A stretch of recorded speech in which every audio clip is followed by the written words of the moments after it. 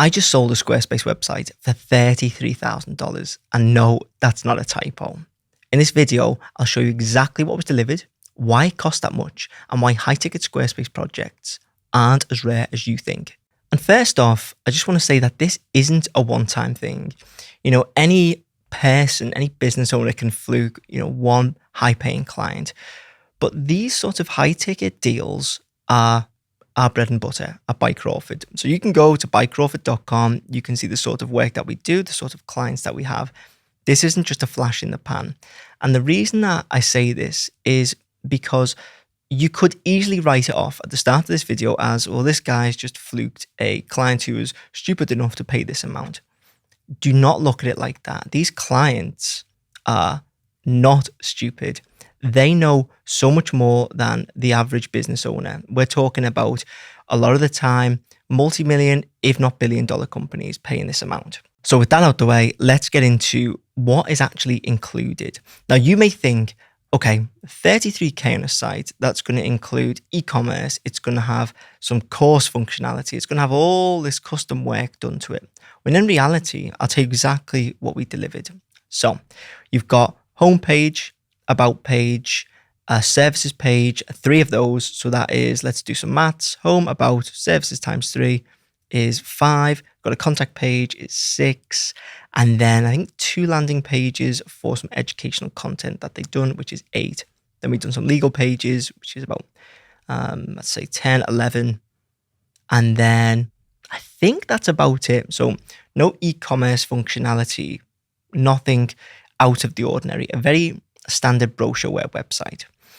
Now, where the value comes in for the client is not just around pure development within Squarespace. It goes way, way, way beyond that. So this will be, I would say, a 10-week to 12-week engagement with the client. So we'll start off with all of their current assets, the current site, and we'll get to know the business as a whole.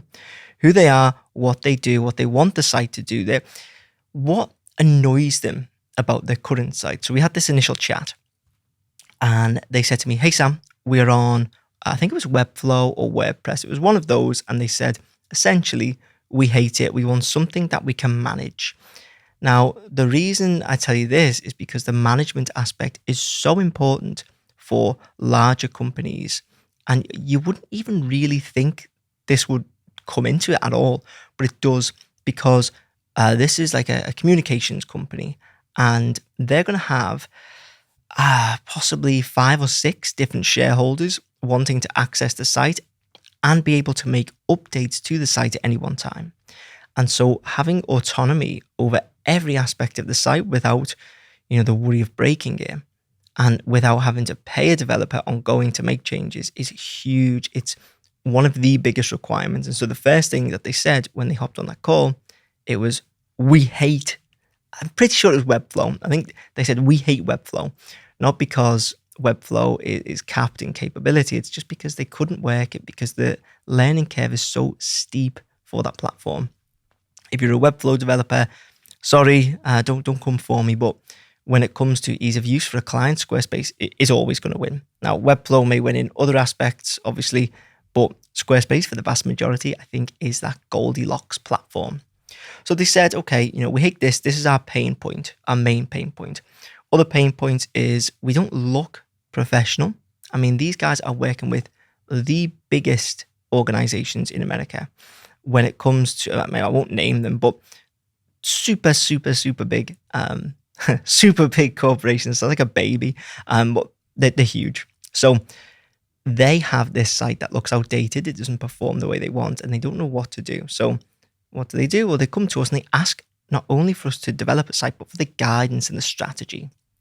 So that's why we dig into all of that first. Then what we'll do is we'll go away and we will wireframe everything on Figma. So now you can sort of see where all of this extra value is coming from. People will just see amount of pages, platform, here's a price. But there's so much more that goes into it. So if you're thinking, let's say you're currently charging 1K for a site, you see me charging between 20 and 40-ish K for a site, and you go, well, what's the difference?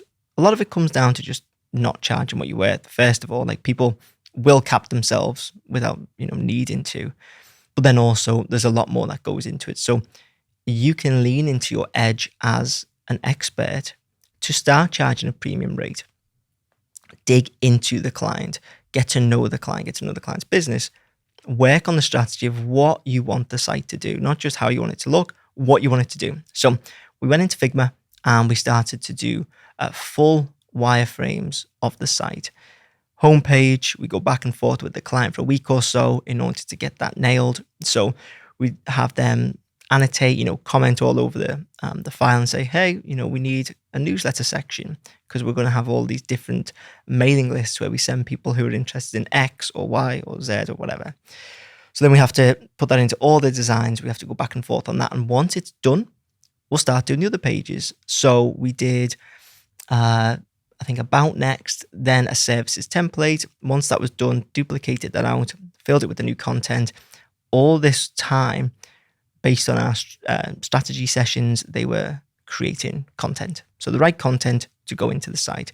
We do offer to write content for clients, but they have an amazing in-house content writer. So they were preparing all of this for us, as well as all the assets that they delivered initially.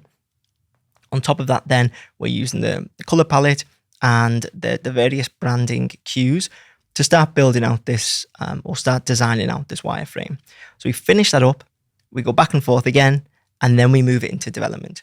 Now, there's lots of things on there that I would say they're semi-custom. So it's a simple-ish site, but there are things like when you pull in blog posts into a summary block on Squarespace, you get a certain look.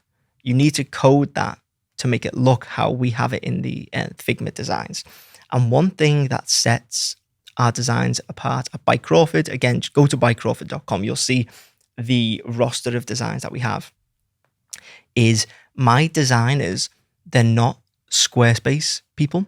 They're just pure UX, UI, phenomenal designers, and they will design the best site possible.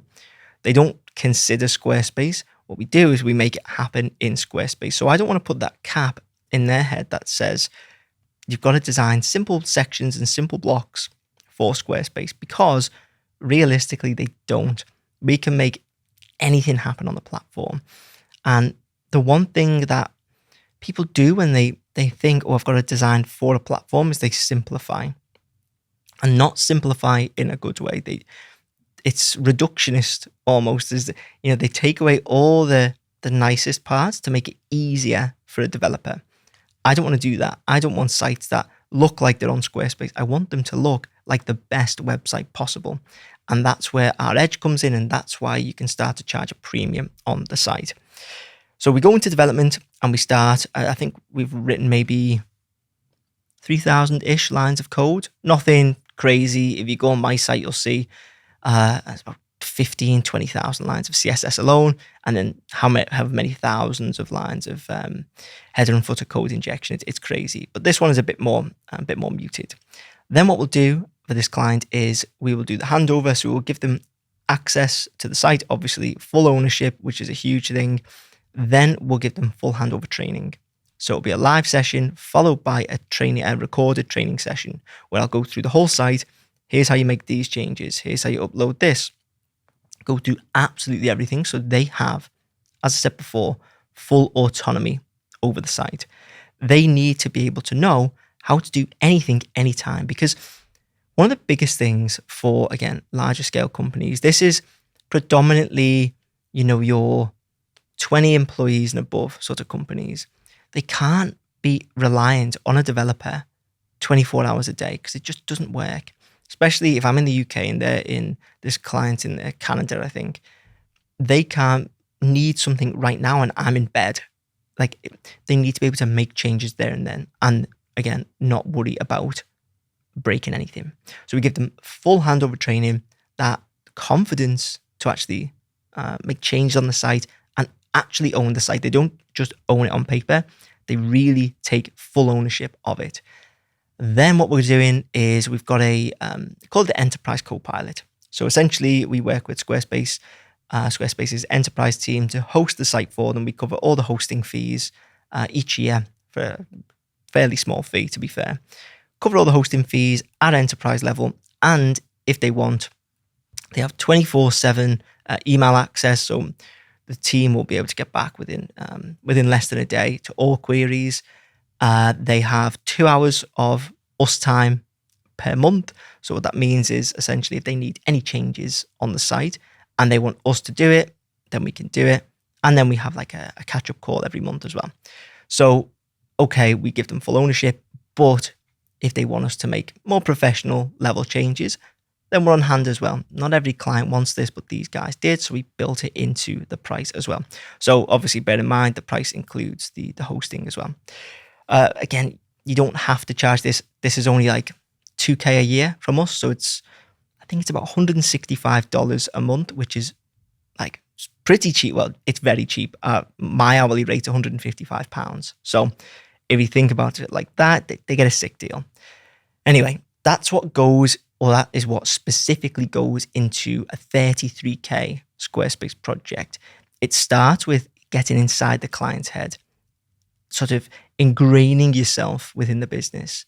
Then it finishes off with handing off, but being there for them, I would say, on a semi-regular basis, while giving them that space and that freedom to really own the site. And this is why clients love it, and it's why they pay the big bucks.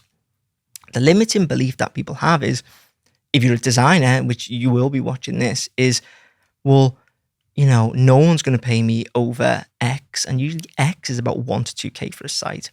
That's just not true. Clients are out there in their droves, and they want a Squarespace website. They also, if you do Wix or you do, Webflow or whatever it is, there are clients out there gasping for a high-class, world-class web developer to come and help them with that. So you need to be that expert, not just someone who will push some pixels. You need to be the strategist. You need to be the person who gives them guidance. You need to be the all singing, all dancing answer to their problems. And if you can do that, if you can be the person who solves all of their problems, they will pay a huge, huge fee. And by the way, we're not ever ripping clients off. I say a huge fee because, it's a decent lump of cash, I guess, but it is warranted. And for these types of clients, that is a small outlay for a huge hockey stick ROI. So don't ever think, first, no one's going to pay me.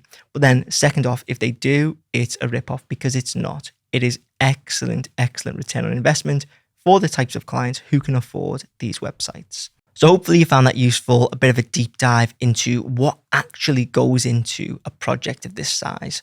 And I also hope that it's opened your eyes to, these aren't the craziest of builds. They're not all singing, all dancing in terms of functionality, but it's your value that you bring to the table that is going to be that difference maker.